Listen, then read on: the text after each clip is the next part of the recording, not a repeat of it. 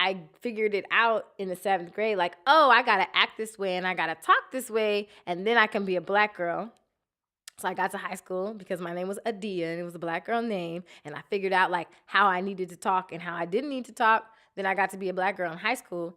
But then I did ballet. So I couldn't explain to my friends like, oh, I'm going to ballet now. They're like, let's kick it. And I'm like, I got to go to ballet. And they're like, ballet? Like, what is that? And I'm like, no. So I went to my parents. I was like, I can't do ballet anymore. So then I started dancing hip hop music and I started getting really into hip hop. And I played the cello on the under. Like I was always in some like classical thing on the under. But I couldn't really be like, yo, I'm about to go play my cello, you know. So when I got to college, I had to take a PE requirement. And I was like, oh, Afro-Haitian dance, what's that? And I went in there and then that's just how it started.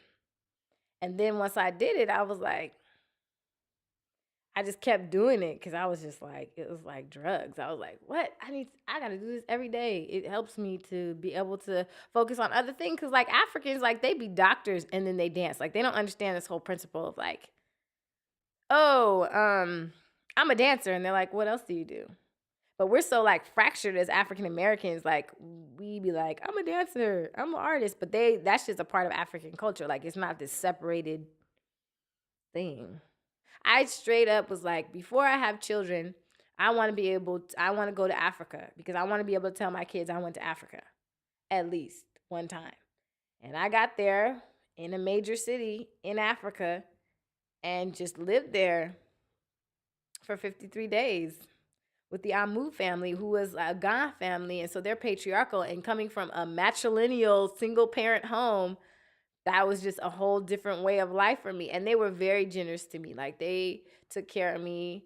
And that was like my place of peace. But even within that, there was such a disconnect between the African American and the African experience. I think that both of us were just very confused. And so that's what my piece is about. My piece is called Ampe. And Ampe is a children's game. It's a game that little girls play in Ghana where they have to fake each other out with this footwork, and it's played in rounds. And there's a leader and a follower, and so you win a certain amount of rounds. So if you play 20 rounds and you win like 15 and the other person wins 5, then the person that wins 15 is the leader. And so basically you're trying to fake your opponent out, you know. And so I realized like through this whole thing is that me and Ghana we were playing on pay. Like sometimes I would win and sometimes they would win, and but it ultimately like we're both not winning because we don't understand. Like it's such a I wanted us to be the same so badly, you know, cuz so much of my like identity in this country has been my blackness and my relationship to it.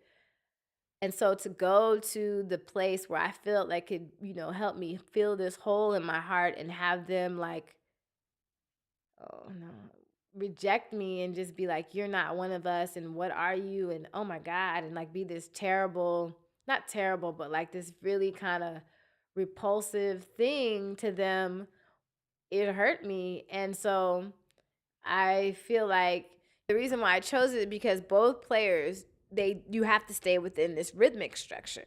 So you go jump, jump, clap, jump, jump, clap, jump, jump, clap, jump, jump, clap, jump, jump. So you can't get out of the rhythmic structure. You know, like last night I was talking to my little cohort and I was saying that like, you know, there's this movie about Sun Ra's music, how they say one of the characteristics of black music is the loop, but then the loop is also like reflects our position politically and socially in some of the societies we're in, because the loop just means like we're going around in a circle, we're going backwards, we just keep on chasing our tails. But then the loop is the part of the music that makes it funky. So it's like you have this loop, jump, jump, boom, jump, jump, boom, jump, jump.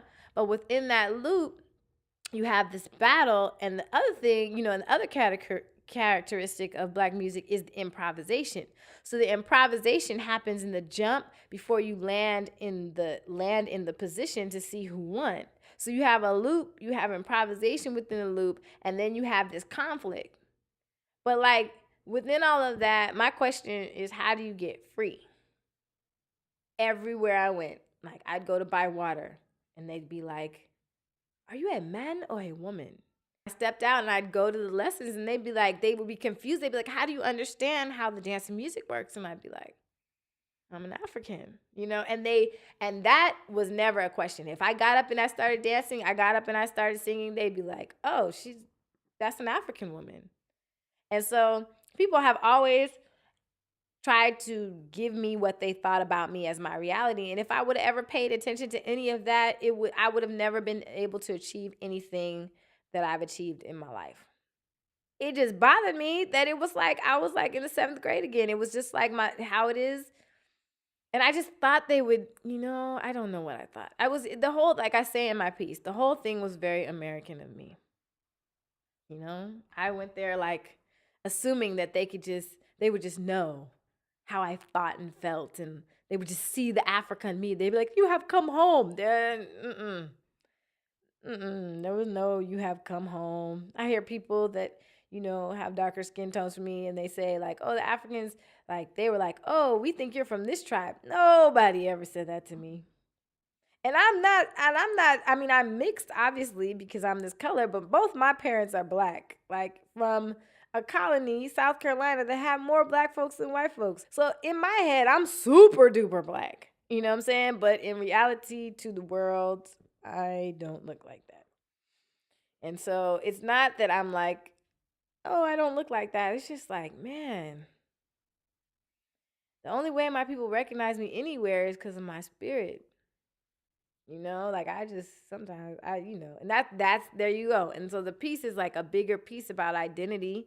The whole thing is about identity and construct, and I've never really done an identity piece. Like I returned and I'm like, yo, and then people are like, no, you can't talk about Africa like that. It's Africa. It's like this sacred thing. But I'm like, no, like Africa, like yo.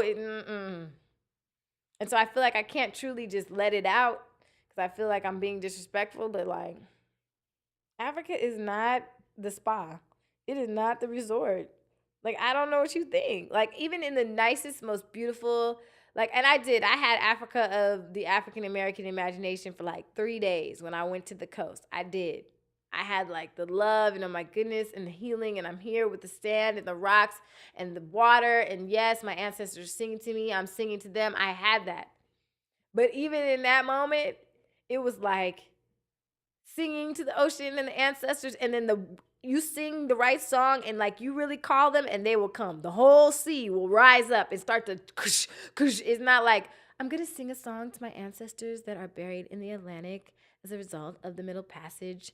And I just want to, tell them that I love them. Like you do that shit on the shores of Cape Coast, and they'll be like, I love you too. Come here, let me give you a hug. And the whole sea will start rising up and stirring and doing all this stuff. It's real. Like that, it really happened. It's not like, and like being on this side of the world, you're like, yes, in my ancestry and da-da-da-da-da. So many people died.